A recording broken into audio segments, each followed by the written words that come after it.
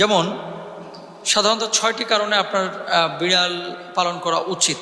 1 number, বিড়াল যদি বাড়ির মধ্যে থাকে, আল্লাহ রসুল সাল্লাল্লাহু আলাইহি ওয়াসাল্লাম যেহেতু তিনি পছন্দ করেছেন, সুতরাং রসুল সাল্লাল্লাহু আলাইহি ওয়াসাল্লামের পছন্দের প্রাণী আপনার বাড়িতে আছে, মানে আল্লাহর রসুল যে প্রাণীটাকে পছন্দ করেছেন সেই প্রাণীটা আপনার বাড়িতে ফেরেশতা নিয়ে আসবেন।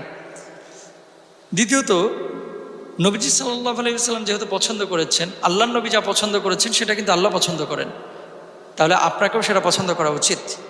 3 নাম্বার, আল্লাহ রসুল সাল্লাল্লাহু আলাইহি ওয়াসাল্লাম ভালোবেসেছেন, তার মানে বিড়ালকে ভালোবাসা এটা সুন্নাহ।